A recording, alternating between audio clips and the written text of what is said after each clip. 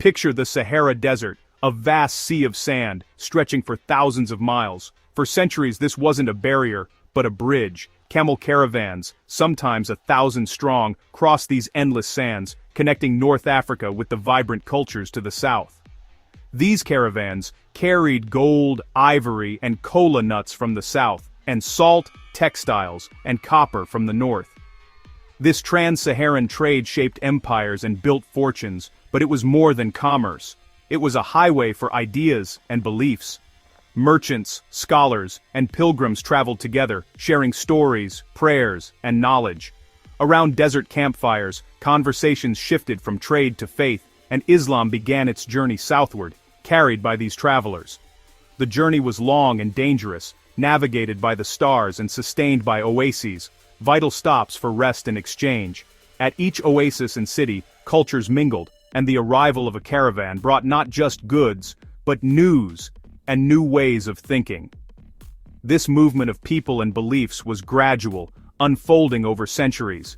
Islam spread not by force, but through the example of pious merchants and the wisdom of scholars.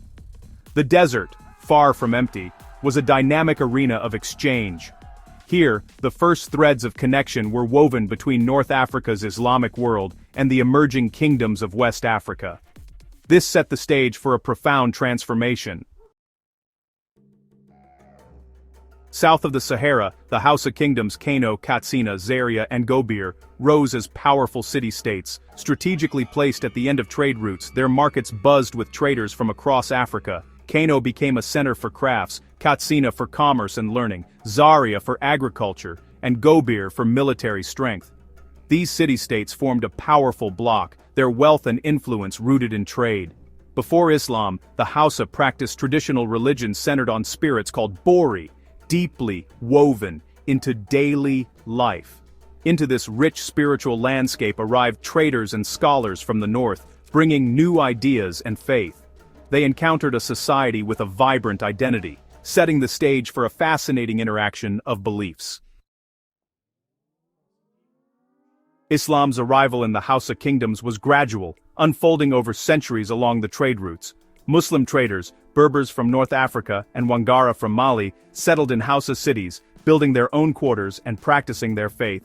Their honesty, discipline, and literacy impressed local merchants and rulers, planting the first seeds of curiosity about Islam. Scholars and clerics followed, establishing Quranic schools and teaching Arabic literacy.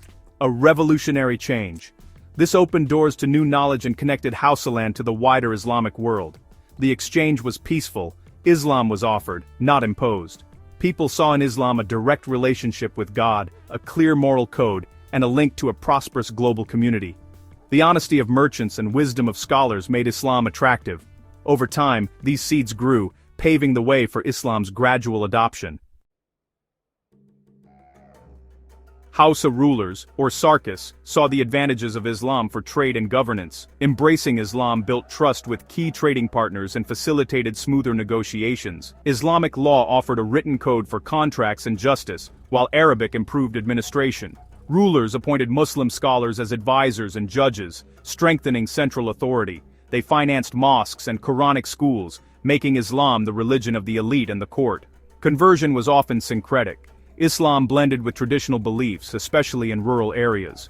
Rulers balanced the benefits of the new faith with loyalty to their people's traditions. This created a unique Hausa Islam, where new and old coexisted. The royal embrace of Islam was a strategic integration, not a rejection of the past.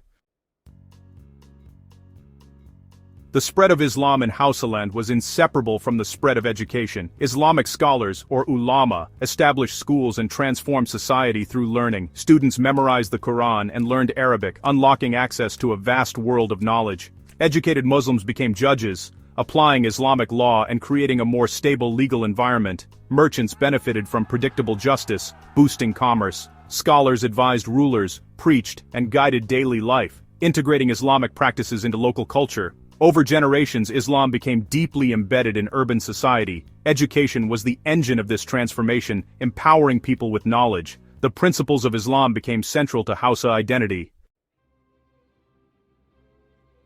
By the late 18th century, Islam in the Hausa city-states was mixed with traditional beliefs, troubling devout Muslims, especially Fulani scholars. Usman Dan Fodio, a charismatic scholar, called for a return to pure Islam and social reform. His peaceful movement gained followers, but persecution by rulers led to conflict. In 1804, Dan Fodio declared a jihad, not for conquest but to purify Islam and establish just governance. His followers overthrew the old dynasties, founding the Sokoto Caliphate, one of Africa's largest empires. The caliphate was governed by emirs under the caliph, with Islamic law as the foundation. It promoted literacy, scholarship, and spread Islam further across the region. The jihad unified the Hausa states under a single Islamic authority. Islam became central to politics, law, and identity. The Sokoto Caliphate's legacy endures to this day. Today, Islam shapes the identity, culture, and daily life of millions in northern Nigeria. The call to prayer echoes in cities like Kano and Sokoto, and Islamic values are woven into the social fabric. Major festivals unite communities, and Sharia law still influences personal matters. Traditional emirates, descended from the caliphate, hold moral and cultural authority. Education blends modern schools with centuries-old Quranic traditions. The Arabic script, introduced for the Quran, is still used for Hausa, a testament to enduring Islamic influence. Islam's journey, from desert caravans to modern cities, is a story of peaceful transmission and deep cultural fusion. This legacy continues to shape the heart of northern Nigeria today. Thank you for joining us on this journey through the history of Islam in northern Nigeria. If you enjoyed this video, please like, comment, and subscribe for more fascinating stories. Until next time, keep exploring.